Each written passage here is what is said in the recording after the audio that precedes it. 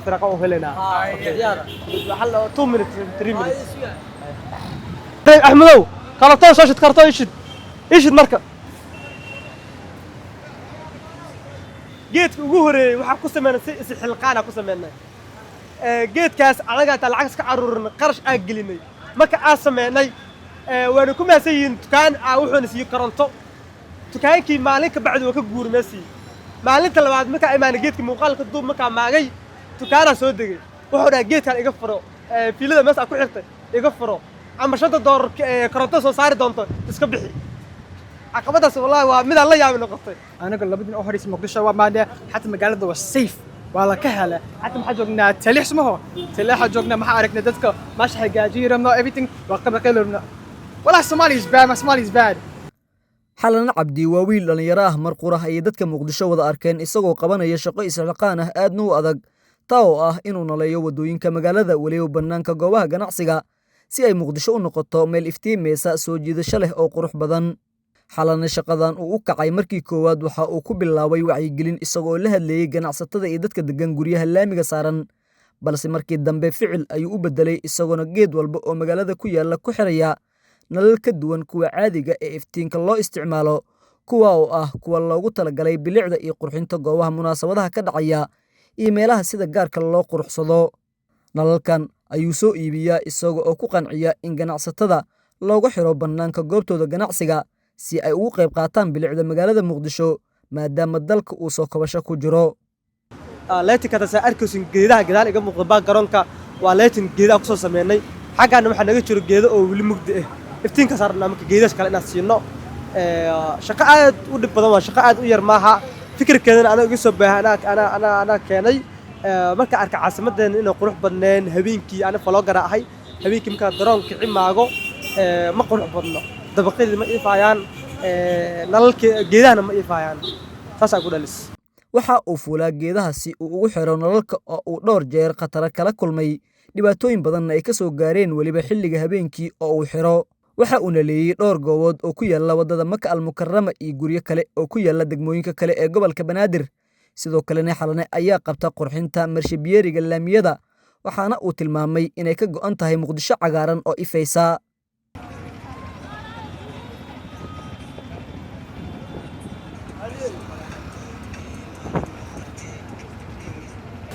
fikirkii ka soo bilowday xalane waa u baahay oo dhalinyaro badan oo Soomaaliyeed ayaa garabkiisa noqday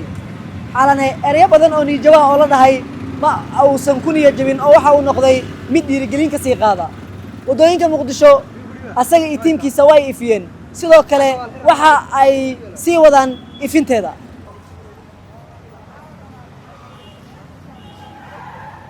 waxa uu naleeyay dhowr goobood oo ku yaala wadada Maka al-Mukarrama iyo guryo kale oo ku yaala degmooyinka kale ee gobolka Banaadir sidoo kale xalane ayaa qabta qurxinta marshabiyeeriga laamiyada xalane ayaa ka hadlaya caqabadaha uu kala kulmay bulshada iyo ereyada niyad jabka ee la yiraahdo dad wax ku dhaay status oo sameynaysa nin subax 2 saac soo galay 6 saaxiibinimo ama 4 saaxiibinimo hadda 3 saaxiibinimo marayna ku gaartay status ma noqon karo waa shaqo aad u adag waqti aad u adag naga galo status ma noqonayso caqabada kale aan la kulmay yar saaxiibkay hadda ka shaqeynaa geedka oo ila shaqeynaa hadda wajifa xaafadiisu jifa geedka soo daadana geedka soo daatay Aisha wax ka gala geedka gala xaafadu jifa caqabadaasna caqabad aad u weyn waaye Shaakir Maxamed Muxidiin iyo sidoo kale Zikriye Maxamed Muuse waxay yimaadeen Soomaaliya markii ugu horeysay waxaana ay ka yimaadeen dalka Mareykanka gaar ahaan magaalada Columbus waa dhalinyaro waxaan kula kulannay goobta xalane iyo tiimkiisa ay shaqada ka hayeen waxay noo sheegeen in dalkii ay ka yimaadeen iyo dalkooda uu u dhaxeeyo farqi weyn dalkaas ayay sheegeen in waqti la geliyay laga fikiray balse dalkooda la rabo in loo kaco waxay amaaneen dhalinyarada hawshan isxilqaanka haya sidoo kale waxay noo sheegeen in Soomaaliya iyo sida ay ka maleysanayeen ay laba kala tahay hadda meesha hadda ka tagnay waxa waaye meel oo baraf ah iyo waxaas waa iska xanuun iyo rafaad Soomaali markaan imaan laakiin hawada hawo macaan waaye moogtahay hawo ka sii fiican meesha ma laga helayo soo banaanka marka u soo baxnay waxa dareemaysaa nolol fiican waxa dareemaysaa like waxa hadda dareemayo like the weather the temperature all of that meeshas ma laga helayo hadda meesha baraf iyo waxaas aan lagu dhimanaa laakiin meesha waxa wallahi meel oo with development wallahi meel ka fiican ma la arki doono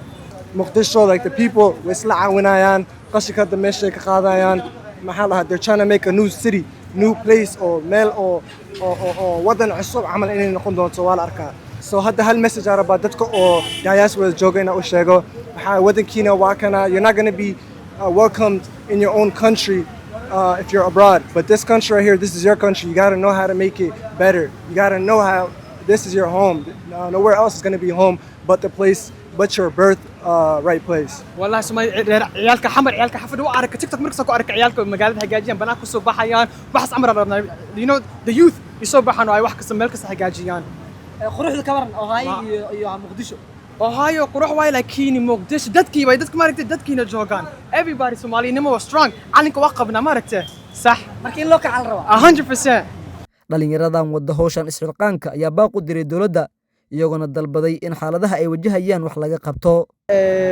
waxaa ka codsanayna degmada ama taliska inaan garab istaagaan ciidan oo noo soo diraan shaqada nala qabto nala kontaroolo baabuurta nalaga xakameeyo waxaa jirta caagado waxaa jira baabuurta loo dhigo hadda anaga ma awoodna caag marka waxaa sameeyay taayir ajid ka helna aan dhignay taayirkii waxaa dul maraba caasi dul maraba intoo lutu ku dhuftay oo geeska laami ka tuuray nafsadana riski gashay nafsadana halis aan ku galno abshir cabdullaahi amiin TV-ga Universal magaalada Muqdisho